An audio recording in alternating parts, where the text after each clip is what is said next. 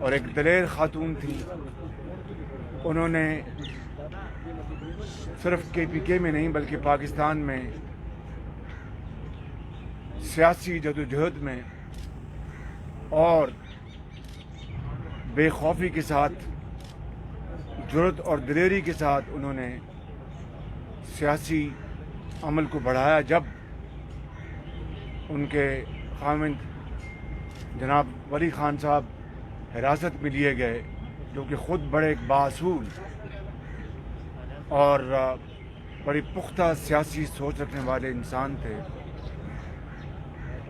وہ میدان میں نکلی اور انہوں نے پورے پاکستان میں اپنی سمجھ بوجھ اور دلیری کا سکہ جمایا. اور پھر 1977 میں کے پی کے کی وہ پہلی خاتون ڈائریکٹ ووٹ سے اسمبلی میں، صوبائی اسمبلی میں منتخب ہوئیں. اور اس طرح انہوں نے سیاسی میدان میں خواتین کو انہوں نے پروموٹ کیا کہ وہ ڈائریکٹ ووٹ سے آئیں اور خواتین اس ملک کی سیاست میں اپنی بھرپور کنٹریبیوشن کریں. تو یہ بھی بیگم نسیم علی خان صاحب کو بڑا کریڈٹ جاتا ہے. اور میں سمجھتا ہوں کہ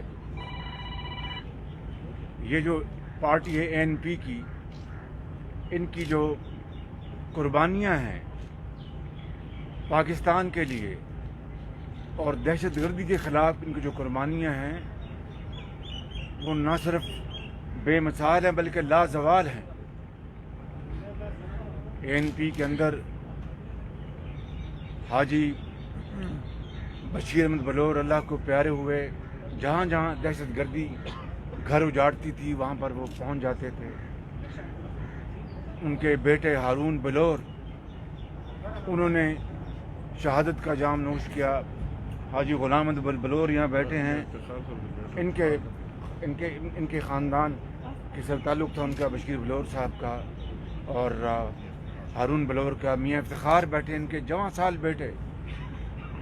سال بیٹے وہ شہید ہو گئے. اور جس پامردی سے، جس جرأت سے انہوں نے ان حالات کا مقابلہ کیا، میں سمجھتا ہوں کہ جتنی بھی ستائش کی جائے کم ہے. پھر اسی طرح عالم زیب خان اے این پی کے ایک ایم پی اے تھے، انہوں نے شہادت کا جام نوش کیا.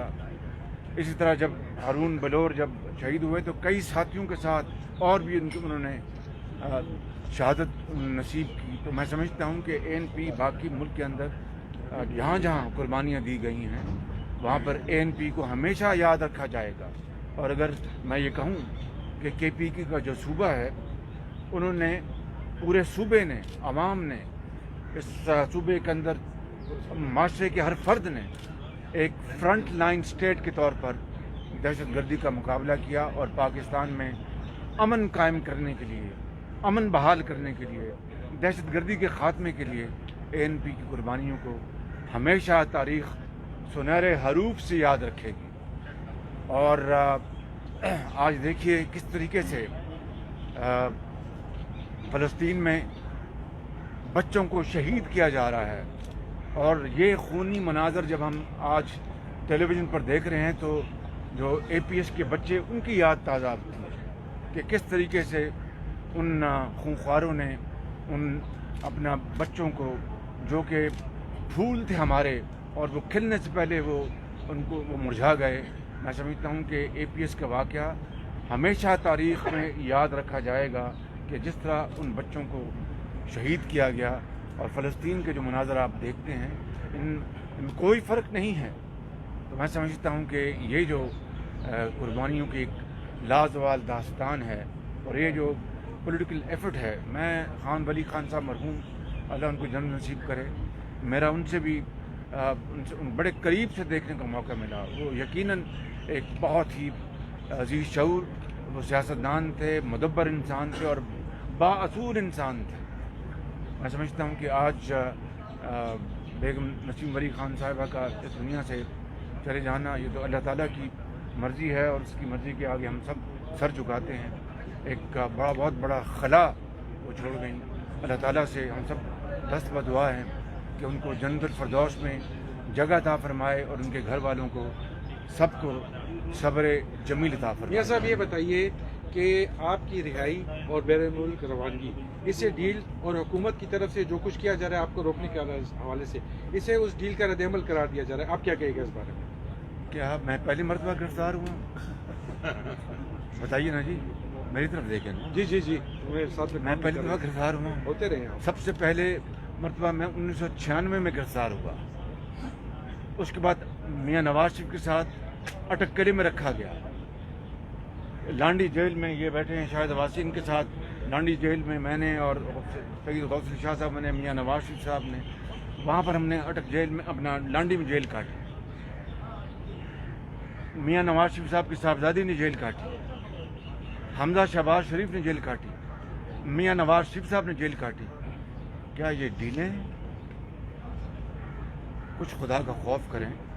اس ملک کے اندر جو مسائل ہیں، اس ملک کا جو بیڑا غرق کر دیا گیا ہے معیشت کا، اس حکومت نے اس ملک کے اندر جو بے روزگاری اور اس ملک کے اندر جو اپنا آسمانوں میں کو چھونے والی جو مہنگائی ہے، اس ملک کے اندر جو غربت میں جو لاکھوں لوگوں کا اضافہ ہو گیا ہے، آج عام آدمی کی زندگی اجیرن بن گئی ہے، آج ایک وقت کی روٹی کو ترس گئے ہیں۔ پاکستان کے اندر تیسری مرتبہ جو کووڈ کا جو حملہ ہوا ہے اور ایک بہت ہی ایک ڈینجرس اسٹرین آیا ہے، اس کے حوالے سے جو ان کی بے تدبیری، ان کی بے عملی، ان کی انکمپٹنس اور اپنا باقی جو ان کے جو نامہ اعمال ہیں، اس کی وجہ سے کووڈ نے اس ملک میں اندر تباہی مچا دی۔ ویکسین کا انہوں نے انتظام تک نہ کیا۔ تیسرا یہ حملہ ہوا ہے کووڈ کا۔ جو گیپس آئے تھے، جو ٹائم ملا تھا، ان کو چاہیے تھا کہ راتوں رات جہاز بھیجتے، جہاں سے بھی ویکسین ملتی ان کو لے کے آتے۔ یہ تو ویکسین جو ہمیں خیرات میں ملی ہے، اس کے اوپر انہوں نے تکیہ کیا، اور ہر مرتبہ، ہر جگہ، ہر موقع کے اوپر چور ڈاکو، اگر ویکسین کا معاملہ ہے تو چور ڈاکو، اگر مہنگائی ہے تو چور ڈاکو، اگر ملک کے اندر غربت ہے تو چور ڈاکو۔ یہ 3 سال چور ڈاکو کرتے ہوئے ملک کہاں پہنچ گیا ہے؟ آج ہم ویکسینیشن کے حوالے سے بنگلہ دیش سے بھی پیچھے ہیں اور خطے کے بعض ممالک ان سے بھی پیچھے ہیں۔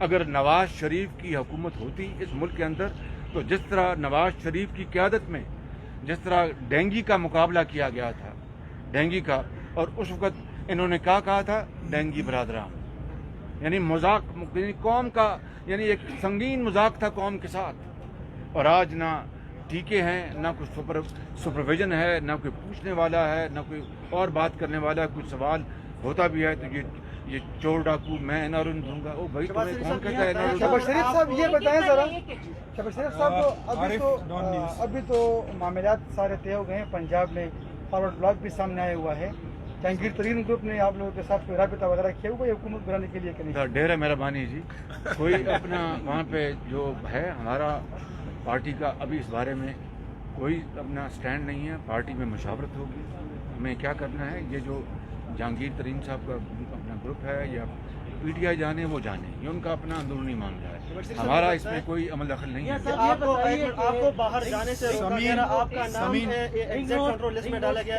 اس کا بنیادی مقصد کیا ہوگا ان کے مطابق؟ اس کا بنیادی وجہ کیا ہے کہ آپ کو آپ کو یاد ہے بطور عدالت کا حکم بھی آیا؟ جی ہاں، مہربانی۔ یہ عدالت کی توہین نہیں ہے کہ عدالت نے آپ کو جانے کی اجازت دی، وہ تو اپنی جگہ ہے، توہین عدالت اپنی جگہ۔ اس کا مطلب یہ ہے کہ جس طرح مجھے جیل میں انہوں نے پہلی رات، میں ان کو پتا تھا کہ مجھے کمر کی تکلیف ہے، پہلی رات انہوں نے مجھے زمین پہ سلایا، ان پہ جس کو عمران خان صاحب خود لاہور آئے اور ان کے جو کارندے ہیں خود لاہور آئے، جن کا میں نام بھی لینا اپنا یہاں پر مناسب نہیں سمجھتا، اور انہوں نے آ کے ڈائریکٹلی انسٹرکشن دی جیل اتھارٹیز کو، ایک کہ اس کو زمین پہ سلانا ہے تاکہ اس کی کمر کو اور تکلیف پہنچے، 2 اس کو عام قیدیوں کے ساتھ لے جاؤ اس کو، 3 اس کو کھانا جو اپنا جو جیل میں پکتا وہ دو۔ تو میرے پاس وہ آئے جیل کے لوگ، میں نے کہا بھائی دیکھو جو جیل کے قوانین ہیں ان میں موجود ہے کہ جو انڈر ٹرائل جو ہوتے ہیں پرزنرز، ان کو گھر سے کھانا، دوائی، کپڑے کا پورا اس کو اختیار ہے، قانون ہے، قانون۔ اگر آپ نے اس کی خلاف ورزی کرنی ہے تو میں آپ کے اوپر بوجھ نہیں بنوں گا، میں زمین پہ بھی سو جاؤں گا اور جیل کا کھانا بھی کھا لوں گا۔ پھر مجھے وہ دہشت گردی کی گاڑی میں لے کے جاتے تھے، اس لیے کہ تاکہ میری کمر کو اور تکلیف پہنچے۔ ये कौम जान ले बात। मैंने उफ तक नहीं कि मैंने कहा अल्लाह ताला मेरा सहारा है, वही मालिक है। 1.5 महीना 2 महीना मुझे उसमें APC में लेके जाते रहे, और फिर उसके बाद अदालत ने, ट्रायल कोर्ट ने मुझे जब मौका दिया तो फिर मुझे वो दूसरी गाड़ी में ले गए। तो आप जो बात करेंगे, मैंने इलाज के लिए अपने चेकअप के लिए जाना था, मेरा टाइम डॉक्टर से हो गया हुआ था, मैं कैंसर ये सवाल ये बताइए कि रिंग रोड स्कैंडल के हवाले से कहा जा रहा है कि आपके बहुत करीबी साथी तौकीर कुरैशी जो है ना, आपके कहने पे शुक्रिया, आपको टारगेट बनाया जा रहा है, आया इसमें कितनी हकीकत है? और आप जी बात यह है कि रिंग रोड जो स्कैंडल है उसके बारे में हमारी पार्टी ने बड़े वजाहत के साथ इसके ऊपर बात को उठाया। मरीम औरंगजेब साहबा ने, अतारट साहब ने, एहसन इकबाल ने, शाहिद वासी ने, आप सब पता है, और वो स्कैंडल सामने आ चुका और किरदार सामने आ चुके। ये रिंग रोड मेरे ज़माने में 2016-17 में इसकी प्लानिंग हो चुकी थी, इसकी बाकायदा एक कागजात तैयार हो गए थे, और जिसको कहते हैं इन प्रिंसिपल इसको अप्रूव कर दिया गया था। डॉक्टर तौकीर जो हैं मेरे सेक्रेटरी रहे सारा साल।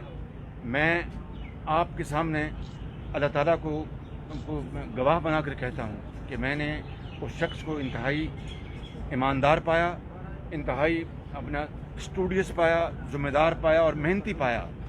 और अगर कोई डॉक्टर तौकीर की बात होती तो उस वक्त आती ना, वो ज़मीन मेरे ज़माने में आनी चाहिए थी ना फिर। नंबर 1 बात। नंबर 2 बात यह है, भाई बात सुनने दो आप, मैंने जी प्लीज़। नंबर 2 बात है कि ये जो एक्सटेंशन है इस मंसूबे में, वो please correct me if I am wrong, उस मंसूबे की एक्सटेंशन की प्राइम मिनिस्टर इमरान खान ने खुद इजाज़त दी उसकी। वो मिनट्स मौजूद हैं। जो ओरिजिनल जो था उसका रिंग रोड का जो था प्रोजेक्ट, उसमें ये एक्सटेंशन शामिल नहीं थी। ये इमरान खान साहब ने खुद दी है। और फिर टेलीविज़न वीडियो आप देखें जिसको वो डिफेंड करते नज़र आ रहे हैं कि यहाँ पर जो है जो ग्रीनरी वो ख़राब नहीं होगी, बिल्कुल ठीक रहेगा और इससे मिल जाएगा, ये कनेक्शन हो जाएगा। वो जो उनकी आदत है यू टर्न की, और फिर रातों रात यू टर्न लेते हैं। जब पॉइंट ये है कि ये इमरान खान साहब ने खुद इजाज़त दी, और फिर जब शोर मचा तो यू टर्न लेना शुरू कर दिया, और जो किरदार जो सामने आ गए। सवाल ये पैदा होता है कि किस मैं इनके स्कैंडल की बात करूं। चीनी पहले एक्सपोर्ट की गई, और अरबों रुपए चीनी के एक्सपोर्टर्स को सब्सिडी की शक्ल में, और रुपए और डॉलर की जो कदर है, जो उसकी जो रेट है उसका एक्सचेंज का, चूँकि रुपया गिर रहा था तेज़ी से, तो हर किलो चीनी एक्सपोर्ट करने से रुपयों में ज़्यादा मुनाफा हो रहा था। वो अरबों रुपए, पता नहीं आपने कैलकुलेट किया था, 40-50 अरब था, 40-50 अरब रुपए का, जिसको अंग्रेजी में कहते हैं विंड फॉल प्रॉफिट हुआ। फिर क्या हुआ? फिर चीनी इंपोर्ट करने, वाह वाह वाह, पहले एक्सपोर्ट करो और अरबों रुपए बनाओ, लोगों की जेबों में जाएं, गरीब आदमी को गरीब मारी करो, और फिर इंपोर्ट करो, और लाखों नहीं यानी मिलियंस ऑफ डॉलर्स के आप फॉरेन एक्सचेंज उसकी आप चीनी इंपोर्ट कर रहे हैं। और फिर उसका देखिए कि 110 रुपये पे चीनी की कीमत पहुंच गई, लाइनें लगी हैं। फिर गंदम की भी यही सूरत हाल, दवाई के जो स्कैंडल्स हैं उसकी सूरत हाल देखें। फिर ये अपना जो वैक्सीनेशन के ऊपर जो कीमतें जो की गई और महंगी कीमतें लगाएंगी वो देखें। यानी किस स्कैंडल की मैं बात करूं, आप मुझे बताएं कि मियां नवाज शरीफ के दौर में 4 बने अपना ये आपके पब्लिक ट्रांसपोर्ट मेट्रो, लाहौर, पिंडी, इस्लामाबाद, मुल्तान और 9। क्या एक दहले की कोई करप्शन को साबित कर सका? 3 साल अभी तक इमरान खान को कोविड का या गुर्बत का या महंगाई का कोई उसको एहसास नहीं। अभी भी फाइलें मेरे खिलाफ ही देख रहा होगा, मियां नवाज शरीफ के खिलाफ ही देख रहा हो कि और चीज़ मैं इनके खिलाफ निकालूँ। एक दहली की करप्शन साबित नहीं हो सकी। या BRT पेशावर को देखिए, 126 अरब रुपए की यहाँ पर करप्शन हुई, और बसें चली नहीं, बसें जली। और फिर आजकल क्या हाल है मुझे इसका इल्म नहीं है, अभी भी बसें चल रही हैं, जल रही हैं, खुदा जाने कभी। और फिर देखें एशियन बैंक का पैसा, और फिर कहा कि ये 30 अरब 40 अरब रुपये में लगेगा, और 100 अरब से क्रॉस कर गया। हमारे जो ये तीनों जो मंसूबे हैं मेट्रो के, ऑरेंज लाइन निकाल कर 100 अरब में बनते हैं। 75 किलोमीटर उनकी मुसाफत है, इसकी 26 किलोमीटर मुसाफत है। ये अकेला 126 अरब रुपए में इसका टीका लगा, हमारे अल्हम्दुलिल्लाह 100 अरब में 75 किलोमीटर के बने।